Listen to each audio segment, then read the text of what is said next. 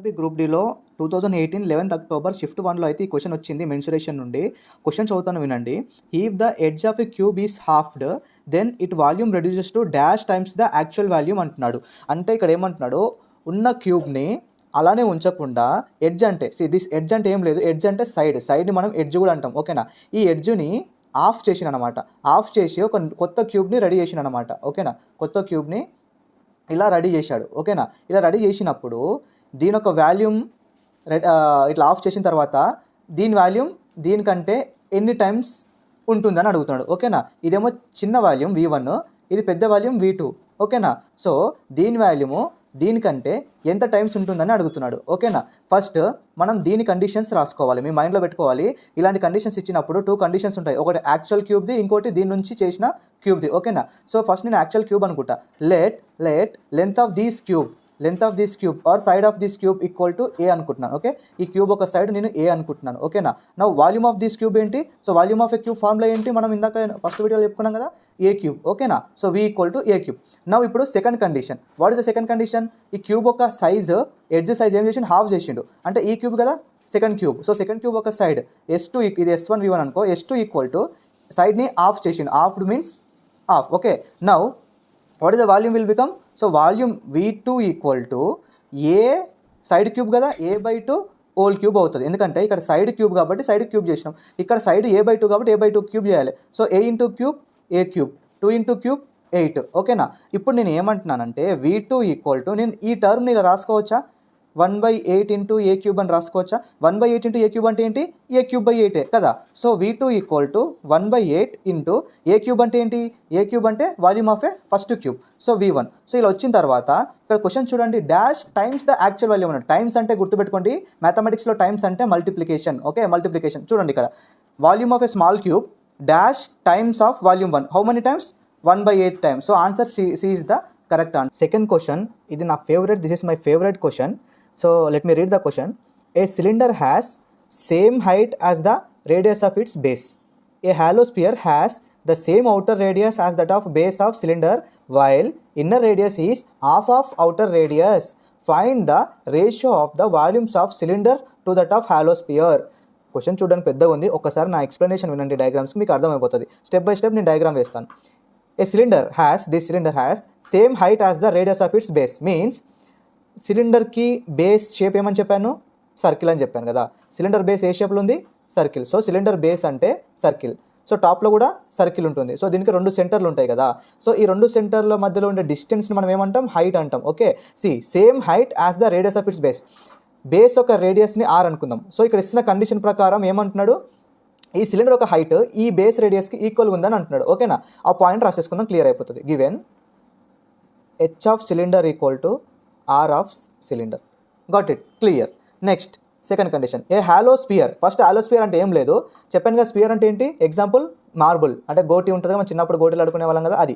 So ఆ మార్బుల్కి మధ్యలో ఒక బొక్క పెడితే అదే hollow sphere, like this. Okay, ఈ మార్బుల్ అనుకో, దాని మధ్యలో ఒక బొక్క పెట్టడం. ఓకేనా, clear. So a hollow sphere has same outer radius. Hollow స్పియర్కి సెంటర్ ఉంటుంది కదా, సెంటర్ నుంచి ఈ బయట ఉన్న సర్కిల్కి ఒక డిస్టెన్స్ ఉంటుంది కదా, దాన్ని అవుటర్ రేడియస్, అంటే అవుటర్ సర్కిల్కి ఉండే డిస్టెన్స్ మన అవుటర్ రేడియస్ క్యాపిటల్ R అనుకుంటున్నాను. Got it. Okay, and inner radius అంటే ఇక్కడ నుంచి ఇక్కడికి ఈ సర్కిల్ పైకి, దాని ఇన్నర్ రేడియస్, దాన్ని నేను R2 అనుకుంటున్నాను, ఎందుకంటే R1 ఇక్కడ సిలిండర్కి అనుకున్నా, కన్ఫ్యూజన్ ఉండకుండా. ఓకే, సో ఏమంటున్నాడు? ద సేమ్ అవుటర్ రేడియస్, ఈ అవుటర్ రేడియస్ క్యాపిటల్ R అనేది as that of base of cylinder. So base of cylinder అంటే ఈ క్యాపిటల్ R అనేది బేస్ ఆఫ్ సిలిండర్కి ఈక్వల్ అంటున్నాడు రా, అంతే. ఓకేనా, so given and also one given R outer equal to, so R cylinder అంటే ఏంటి? మనం ఏమనుకున్నాం? R1 అనుకున్నాం కదా, సేమ్ ఇక్కడ కూడా R1. ఓకే, 2 గివెన్లు అయితే రాసేసుకున్నా. Got it. నెక్స్ట్ కండిషన్ ఏమి ఇచ్చాడు? Inner radius is half of the outer radius. Inner radius అంటే R2 కదా, ఇది ఎలా ఉంది? దీనికి అవుటర్ రేడియస్కి హాఫ్ ఉంది. So R2 equal to outer రేడియస్కి హాఫ్ ఉందిరా. Got it. సో ఇక్కడ వరకు అయితే మీరు క్లియర్. నెక్స్ట్ మనం ఏం చేయాలి? రేషియోస్ ఆఫ్ వాల్యూమ్స్ కనుక్కోమంటున్నాడు కదా. రేషియోస్ ఆఫ్ వాల్యూమ్స్ అంటే ఫస్ట్ నేను సిలిండర్ వాల్యూమ్ రాస్తాను. Okay, volume of cylinder formula ఏంటి? πr²h. Got it. What is the R for cylinder? R1 అనుకున్నాం. So πr² R1 square. H అంటే ఏముంది మనకి ఇక్కడ, హెచ్ అంటే కూడా R1 ఇచ్చాడు క్వశ్చన్లో కండిషన్. సో ఈ హెచ్ ప్లేస్లో మనం ఈ R1 సబ్స్టిట్యూట్ చేసుకోవచ్చు, R1. So pi R1 square into R1 how much, pi R1 cube అవుతుంది. Okay, so this is the volume of cylinder మనకు వచ్చేసింది, equation 1. Got it. Next volume of hollow sphere కావాలి, అంతే కదా. హాలోస్పియర్ అంటే ఏం ఫైండ్ చేయాలి, ఇక్కడ ఒకసారి డయాగ్రామ్ చూస్తే హాలోస్పియర్ అంటే స్పియర్లో ఒక హోల్ ఉండడమే కదా. వాల్యూమ్ అంటే ఏంటి, అందులో ఎంత కెపాసిటీతోనో వాటర్ కానీ ఏదైనా ఒక స్టోర్ చేసుకోవాలి కదా. సో హాలోస్పియర్ అంటే ఈ అవుటర్ అండ్ ఇది ఇన్నర్, ఓకేనా. సో ఈ వాల్యూమ్ కనుక్కోవాలి మనం, రెండింటి మధ్యలో ఉండే వాల్యూమ్ని మనం వాల్యూమ్ ఆఫ్ హాలోస్పియర్ అంటాం, ఓకేనా. సో ఈ వాల్యూమ్ రావాలంటే ఏం చేయాలి, ఫర్ ఎగ్జాంపుల్ నేను ఫస్ట్ ఇదంటే ఏంటి, టోటల్ స్పియర్ అంటే ఇక్కడ నుంచి ఇక్కడికి క్యాపిటల్ R ఉంది. సో ఇది ఒక్కటే తీసుకున్నాను, అవుటర్ స్పియర్ ఒకటే తీసుకున్నాను. ఇన్నర్ స్పియర్ ఇందులో ఉంది కదా. సో అవుటర్ స్పియర్లో నుండి ఈ ఇన్నర్ స్పియర్ ఉంది కదా, ఇది తీసేస్తే మనకు వచ్చేది ఏం వాల్యూమ్, ఇదే వాల్యూమ్ కదా. గాట్ ఇట్, అర్థమైందా. అవుటర్ స్పియర్ నుంచి ఈ వాల్యూమ్ని మనం మైనస్ చేస్తే మనకి ఇదే వాల్యూమ్ వస్తుంది, ఓకేనా. కాన్సెప్ట్ అర్థమైందా. Okay, let's see how to do that. So volume of hollow sphere equal to volume of outer sphere minus volume of inner sphere. Okay, so volume of outer sphere formula ఏంటి, volume of sphere formula జనరల్గా 4/3 pi R cube కదా. ఇక్కడ outer sphere ఒక radius capital R అనుకున్నాం. So 4/3 pi R cube minus 4/3 pi inner radius ఏమనుకున్నాం, R2 cube. Got it. So ఇప్పుడు ఈ రెండిట్లో 4/3 పై 4/3 కామన్ ఉంది. సో దీన్ని బయట తీసేస్తాను, కామన్ తీస్తే ఇక్కడ R క్యూబ్ మిగులుతుంది, ఇక్కడ R2 క్యూబ్ మిగులుతుంది, ఓకేనా. ఇక్కడ మనకు R2లో ఈ ఫంక్షన్ ఉంది చూసారా, ఎందుకంటే ఈ రెండు సేమ్ ఉంటేనే మనకు రేషియో ఫైండ్ చేయడానికి వస్తుంది. ఎందుకంటే రేషియో అంటే క్యాన్సలేషన్ చేసుకోవాలి కదా. Ratio means we have to cancel it out. Got it. So R2 ప్లేస్లో R/2 సబ్స్టిట్యూట్ చేయాలి ఇక్కడ. Okay, so 4/3 pi R cube minus R/2 whole cube, ఇది నేను సబ్స్టిట్యూట్ చేసేసుకున్నా. Got it. So next step ఏం చేయాలి, దీన్ని సింప్లిఫై చేసుకోవాలి. ఎలా సింప్లిఫై చేసుకుంటావు చూపిస్తాను నేను, ఒకసారి వినండి. సింప్లిఫై ఎలా చేసుకోవాలి అంటే ఈక్వల్ టు 4/3 పై అలానే పెట్టుకో. సో ఇక్కడ ఎల్సిఎం ఏమవుతుంది, 2 క్యూబ్ అంటే 8 కదా. సో ఎల్సిఎం 8 అవుతుంది, ఎందుకంటే R క్యూబ్ దీనికి ఉంది దీనికి ఉంది. సో 8. సో ఇక్కడ ఏం మిగులుతుంది, ఇక్కడ ఏమొస్తుంది 8R క్యూబ్, ఎందుకంటే క్రాస్ మల్టిప్లికేషన్ చేయాలి ఇక్కడ 1 ఉంటే. Okay, 8 into R cube 8R cube, 1 into R cube minus R cube. Got it. Next ఏం చేయాలి, 4/3 పై 8R cube minus 1R cube, అంటే 8 నుంచి ఒక R క్యూబ్, 8R క్యూబ్ నుంచి ఒక 1R క్యూబ్ తీసేస్తే ఏం మిగులుతుంది 7R cube by 8. Okay, into 4 1 జా 4 2 జా equal to 7R cube, 1 into 7R cube 7R cube, 3 into 2 6. Okay, ఇక్కడ పై ఉంది కదా, పై ఇక్కడ పెట్టేసుకో. అర్థమైందా. Got it. సో నెక్స్ట్ ఏం చేయాలి మీరు ఇప్పుడు, నెక్స్ట్ మీరు చేయాల్సింది ఏంటంటే క్వశ్చన్ ఏం అడిగిండు, volume of, so this is the volume of hemisphere equal to 7R cube pi by 6. So this is the volume of hemisphere. నీకు రేషియో కావాలి కదా, ratio of what, ratio of volume of cylinder to volume of hemisphere. Volume of cylinder ఎంత వచ్చింది ఇక్కడ, volume of a cylinder ఒకసారి ఇక్కడ చూసుకుంటే volume of a cylinder pi R square, ఇక్కడ pi R1 cube. Got it, pi R1 cube. So ఇక్కడ R1 అంటే ఏంటి, R1 అంటే క్యాపిటల్ అరే కదా, R1 ఈక్వల్ టు క్యాపిటల్ అరే కదా, ఇక్కడ సబ్స్టిట్యూట్ చేయి పై R క్యూబ్. సో ఇక్కడ సబ్స్టిట్యూట్ చేయండి. So pi R cube by volume of hemisphere ఏమొచ్చింది, volume of hemisphere 7R cube pi by 6, 7R cube pi by 6, pi R cube cancel. So 1/7/6 is nothing but 6/7. So the ratio is 6:7. So మీకు అర్థమై ఉంటుంది. ఒకసారి మీకు అర్థం కాకపోతే మళ్ళీ స్లోగా వీడియోని ఒకసారి ఈ వీడియోని మళ్ళీ చూడండి. ఈ క్వశ్చన్ మీకు ఈజీగా అర్థమైతే నేను స్టెప్ బై స్టెప్ అయితే క్లియర్గా ఎక్స్ప్లెయిన్ చేశాను. చాలా మంచి క్వశ్చన్, చాలా కాంప్లికేటెడ్ కూడా, బట్ ఖచ్చితంగా ఇలాంటి క్వశ్చన్స్ అడుగుతాడు. క్వశ్చన్ అయితే ఫెంటాస్టిక్ క్వశ్చన్ అబ్బా. ఒక్కసారి క్వశ్చన్ చదివి మీరు ఆ కాన్సెప్ట్ అర్థం చేసుకొని డయాగ్రామ్ వేస్తే గానా మీకు ఫీలింగ్ వస్తుంది, అబ్బా నేను కూడా మ్యాథ్స్ చేస్తాను రా, మ్యాథ్స్లో ప్రోరా అనిపిస్తుంది. ఒక్కసారి క్వశ్చన్ చదవండి. The surface areas of three faces of a cuboid sharing a vertex are given as 25 meter square, 32 meter square and 32 meter square. Okay, what is the volume of the cuboid? Option A, option B, option C, option D. Okay, so ఇది చాలా easy అబ్బా. ఇట్లా నేను చెప్తాను వినండి. First మీకు faces అంటే ఏంది, వర్టెక్స్ అంటే ఏంది, ఎడ్జ్ అంటే ఏందో నేను చెప్తాను. ఓకేనా. క్యూబాయిడ్లో కానీ క్యూబ్లో కానీ ఫేసెస్ అంటే ఇక్కడ సైడ్ వాల్స్ ఉన్నాయా, ఈ వాల్స్ని ఫేసెస్ అంటాం. ఎన్ని ఫేసెస్ ఉన్నాయి, 1 2, పైనది 3, కిందది 4, ఇటు పక్క ముందది 5, అటు పక్క 6. సో ఎన్ని ఫేసెస్ ఉన్నాయి, 6 ఫేసెస్ ఉన్నాయి. వర్టెక్స్ అంటే ఏం లేదబ్బా, కార్నర్స్. ఈ కార్నర్స్ని వర్టెక్స్ అంటాం. ఓకేనా, దీస్ కార్నర్స్ని వర్టెక్స్ అంటాం. ఎన్ని వర్టెక్స్ ఉన్నాయి, 8 వర్టెక్స్ ఉంటాయి. ఓకేనా. So how many vertex are there, 8 vertex are there. Edge అంటే నథింగ్ బట్ సైడ్స్ అబ్బా. ఎడ్జ్ అంటే సైడ్ అంటే 1, ఇదొక ఎడ్జ్, ఇదొక ఎడ్జ్, ఇదొక ఎడ్జ్, ఇదొక ఎడ్జ్. సో 4 ఎడ్జ్లు ఇక్కడ అయిపోయినాయి, 4 ఎడ్జ్ల కింద ఇంకా 2 ఎడ్జ్ ఇక్కడ, 2 ఎడ్జ్ ఇక్కడ. సో ఎన్ని ఎడ్జెస్ ఉన్నాయి మొత్తం? 1 2 3 4 5 6 7 8 9 10 11 12 ఎడ్జెస్ ఉన్నాయి అబ్బా. So 12 edges. Okay, got it. ఇప్పుడు మీ క్వశ్చన్ చదవండి, క్లియర్గా అర్థమవుతుంది. Faces, surface areas of 3 faces అన్నాడు. ఆ 3 ఫేసెస్ ఏ ఫేసెస్ అన్నాడు? Of a cuboid sharing a vertex. అంటే 3 ఫేసులు కామన్, 3 ఫేసులు అయితే ఒక వర్టెక్స్ కామన్ ఉండాలి, ఒకటే వర్టెక్స్ కామన్ ఉండాలి. అదేంటో నేను చెప్తాను చూడు ఒకసారి. ఫర్ ఎగ్జాంపుల్ ఈ ఫేస్ కన్సిడర్ చేసుకోండి, ముందుది ఈ ఫేస్ కన్సిడర్ చేసుకోండి, ఈ ఫేస్ కన్సిడర్ చేసుకోండి, అంటే సైడ్ది ఈ ఫేస్ కన్సిడర్ చేసుకోండి. సో ఈ ఫేస్కి ఈ పాయింట్, ఈ ఫేస్కి ఇదే పాయింట్, ఈ ఫేస్కి ఇదే పాయింట్, కామన్గా ఈ వర్టెక్స్ ఉంది కదా. సో ఈ వర్టెక్స్ కాడ కనెక్ట్ అవుతుంది. అంటే నేను అప్పుడు ఈ ముందరదేమో ఫస్ట్ ఫేస్, ఫ్రంట్ది ఫస్ట్ ఫేస్ అండ్ సైడ్ది సెకండ్ అండ్ టాప్ది థర్డ్ ఫేస్ అనుకుంటున్నాను. ఓకేనా? ఇప్పుడు ఈ ఫస్ట్ ఒక సర్ఫేస్ ఏరియా ఎంత ఇస్తున్నాడు? 25 మీటర్ స్క్వేర్. ఫస్ట్ ఫేస్ ఒక surface area 25 metre square. Second దాని ఒక surface area 32 metre square. Third దాని surface area 32 metre square. Got it. So మనం ఏం ఫైండ్ చేయాలి end of the day? Volume of a cuboid. Volume of a cuboid formula ఏంటి? L into B into H. So మనకి ఇక్కడ length కావాలి, breadth కావాలి, height కావాలి. సో ఎలా ఫైండ్ చేస్తావు? From these rectangle. So what is the shape of this rectangle? Okay, ఒకసారి మీరు చూడండి, దీని ఏరియా దీనికంటే తక్కువ ఉంటుంది, దీనికంటే తక్కువ ఉంటుంది కదా. సో మీరు ఒక పని చేయండి, సైడ్ది ఇది 32 మీటర్ స్క్వేర్ తీసుకొని ఇది 25 తీసుకోండి, అలానే తీసుకోవాలి, అది కాన్సెప్ట్. ఓకేనా? సో ఇప్పుడు ఇది కన్సిడర్ చేసుకోండి. So what is the area given? So దీని ఒక ఏరియా ఎంత? Front area 32 metre square. So 32 metre square అంటే area of a rectangle formula ఏంటి? Area of front face is nothing but అది రెక్టాంగిల్ షేప్లో ఉంది కాబట్టి L into B equal to 32 metre square. Okay, ఇది ఈక్వేషన్ 1. Got it. సో ఇది L, ఇది కూడా L అవుతుంది, ఇది బ్రెడ్త్, ఇది కూడా బ్రెడ్త్ అవుతుంది. అప్పుడు ఇది ఒక స్క్వేర్ అవుతుంది, ఎందుకంటే ఇది లెంత్ అయినప్పుడు పైన దానికి ఇది బ్రెడ్త్ అవుతుంది కదా. సో ఇది కూడా లెంత్ అవుతుంది, ఇది బ్రెడ్త్ అవుతుంది, ఎందుకంటే పైన రెక్టాంగిల్ షేప్ ఉంటుంది, ఇది రెక్టాంగిల్ షేప్ ఉంటుంది, ఇది స్క్వేర్ షేప్, ఇది B, ఇది కూడా B ఉంటుంది, ఇది కూడా B ఉంటుంది. ఓకేనా? సో ఇప్పుడు ఏరియా ఆఫ్ ఏ స్క్వేర్ ఏంటి?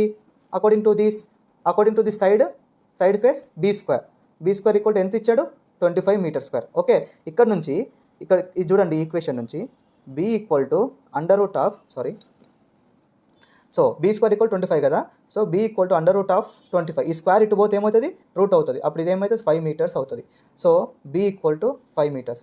సో ఇది వచ్చేసింది, ఏమొచ్చేసింది? B వచ్చేసింది. ఓకే, మనకి ఇక్కడ బ్రెడ్త్ వచ్చేసింది. ఓకేనా? Got it. హైట్ అంటే ఏంది? ఇది హైట్ కదా. So according to this what we come to know, breadth is equal to breadth, అంటే ఇది హైట్ కూడా బ్రెడ్త్ అవుతుంది. ఓకేనా? So from that diagram B equal to H, therefore height also equal to 5 metre. I hope you are clear. ఓకేనా? Next మనం find చేయాల్సింది ఏంటి? L into B equal to 32 metre square కదా. So ఇక్కడ B అంటే ఏంది? HA కదా. So మనకు B వచ్చేసింది, B 5 వచ్చేసింది, 32 metre square. Got it. So ఇక్కడ నుంచి నీకు లెంత్ ఫైండ్ చేయొచ్చు, or else you can do that. ఇది కాకుండా L ఇంటూ B 32 కదా. సో నా what is the volume formula? L into B into H కదా. సో సింప్లీ మీకు కావాల్సింది ఏంటి? Volume of a cuboid equal to L into B into H అబ్బా. ఓకేనా? L ఇంటూ B అంటే ఎంత ఉంది వాల్యూ? 32, ఇక్కడ 32. ఓకే, ఈ 32 ఇంటూ H ఎంత వచ్చింది మనకు? H కూడా 5 వచ్చింది, ఈ 5 సబ్స్టిట్యూట్ చేయండి. So 32 into 5, 5 2 10, 160. So 160 metre cube is the answer. Which option is that? First option is the right answer. Okay, got it. Clear. మళ్ళీ ఒకసారి చెప్తాను వినండి రఫ్గా. సో ఈ 3 ఫేసెస్కి కామన్ వర్టెక్స్ ఇది. సో నేను ఈ వర్టెక్స్ ఇది 32 మీటర్ స్క్వేర్ అనుకున్నాను, ఇది కూడా 32 మీటర్ స్క్వేర్ అనుకున్నాను, ఇది 25 మీటర్ స్క్వేర్ అనుకున్నాను. ఓకే, ఇది ఏరియా 25 మీటర్ స్క్వేర్ అయితే ఆ సైడ్ ఏమొస్తుంది? 5 వస్తుంది. ఇది 5, ఇది 5, ఇది 5, ఇది 5 వస్తుంది. అప్పుడు ఇది L ఇంటూ B కదా. ఆల్రెడీ మనకు వాల్యూమ్లో L into B into H. So height అనేది ఎంత వచ్చింది? 5 వచ్చింది. సో నీకు L ఇంటూ B ఆల్రెడీ ఉంది 32 అని కదా. So L into B into H value ఏంటి? 5. సో 5 సబ్స్టిట్యూట్ చేయి. So 32 into 5 answer 160. సో మీకు అయితే క్లియర్గా అర్థమైంది. ఓకేనా? డన్. ఈ క్వశ్చన్ కూడా చాలా ఇంట్రెస్టింగ్ ఉంటుంది. ఒక్కసారి క్వశ్చన్ చదువు, నేను డయాగ్రామ్ వేస్తాను, మీకు అర్థమవుతుంది. ఒకసారి వినండి. The measure of a brick అంటే ఇటుక పిల్ల, మన ఇల్లు కట్టడానికి యూజ్ చేస్తాం కదా, అది is 20 centimetre by 12 centimetre by 8 centimetre. అంటే ఆ ఇటుక పిల్ల రెక్టాంగిల్ క్యూబాయిడ్ షేప్లో ఉంటుంది కదా. సో వాటి ఒక మెజర్మెంట్స్ ఇస్తున్నాడు. ఫైండ్ ఇట్స్ వాల్యూమ్, అంటే ఆ ఒక బ్రిక్ ఒక వాల్యూమ్ ఫైండ్ చేయాలి. Also find the number of such bricks that will required to construct a wall 16.8 metre height, 10.5 metre wide and 12 centimetre thick. అంటే ఇక్కడ ఏం లేదు, ఏమంటున్నాడంటే ఈ వాల్ కన్స్ట్రక్ట్ చేయమంటున్నాడు. అబ్బా, ఈ వాల్ ఎలా కన్స్ట్రక్ట్ చేద్దాం ఒకసారి చూద్దామా? Let's see. హైట్ 16.8 మీటర్ అంటున్నాడు. అంటే హైట్ అంటే ఇలా ఇంత తీసుకో, ఇది 16.8 మీటర్ అనుకో, 16.8 metre. Okay, wide 2.5 metre wide అంటున్నాడు. సో 2.5 మీటర్ వైడ్ అంటే this is the wide. See ఇది 2.5 మీటర్ అనుకోండి, ఇది 2.5 మీటర్ అనుకోండి. ఓకే, నేను రఫ్గా వేస్తున్నాను జస్ట్ అనుకోండి. సో ఇప్పుడు ఇది ఎంత ఉందో ఇది కూడా అంతే ఉంటుంది కదా, ఇది కూడా అంతే ఉంటుంది. అండ్ ఇది ఎంత ఉందో ఇది కూడా అంతే ఉంటుంది. ఓకేనా. నెక్స్ట్ ఏమంటున్నాడు, 12 సెంటీమీటర్ థిక్నెస్. సో థిక్నెస్ అంటే ఏంటి, లెట్ మీ షో.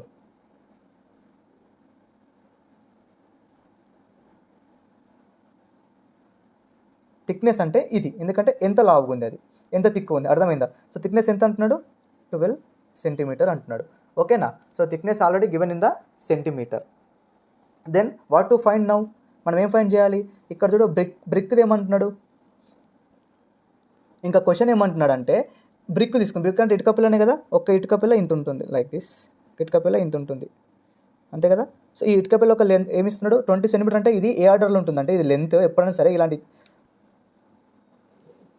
చూడండి, ఎప్పుడైనా సరే ఇలా ఇచ్చినప్పుడు 20 centimetre by 12 centimetre by 8 centimetre by ఉంది కదా, ఇలా ఇచ్చినప్పుడు 20, 12, 8 అంటే L into B into H అని అర్థం. ఓకేనా. సో అప్పుడు ఇది L అవుతుంది, ఇది B అవుతుంది, ఇది H అవుతుంది. ఓకేనా.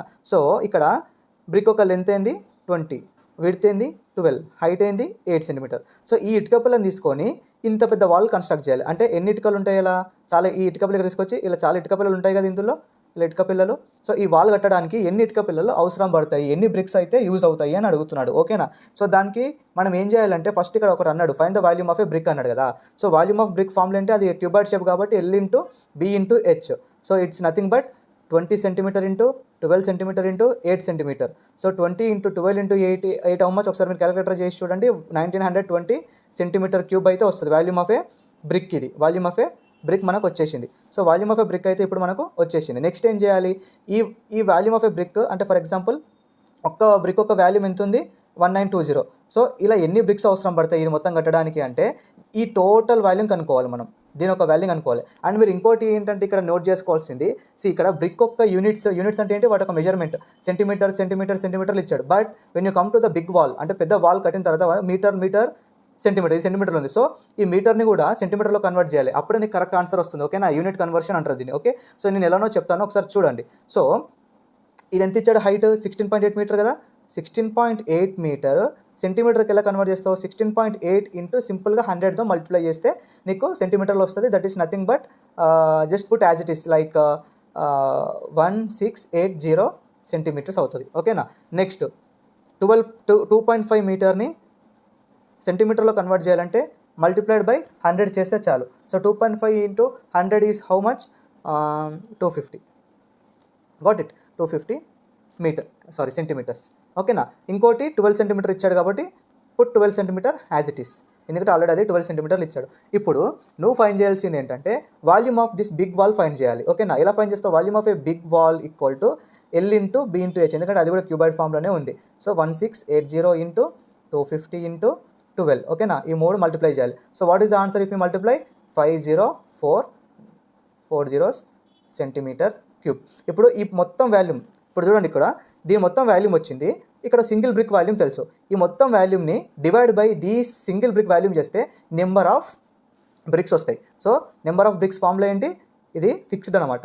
Number of brick division concept, volume of big wall by volume of brick, 1 brick. Okay, equal to 5040000 by 1920. So the answer is 2625 bricks. So which option is right?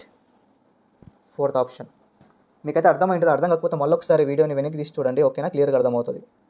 So 2018లో అయితే last group D exam జరిగింది కదా railways. So in that exam they were asked only these 4 questions in 4 shift of the exam. Okay, so this is about the mensuration.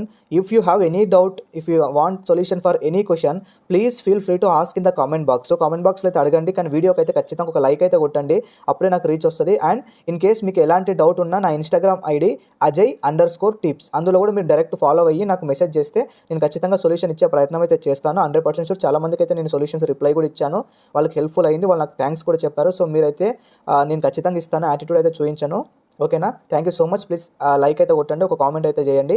Next అయితే నేను మీకు trigonometry chapter అయితే explain చేస్తాను, ఎందుకంటే trigonometry నుంచి 2 to 3 questions అడిగండి ఒక్క పేపర్లో, ఎందుకో నాకు తెలియదు, చాలా స్ట్రెస్ చేస్తున్నాడు ట్రిగ్నామెట్రీ పైన.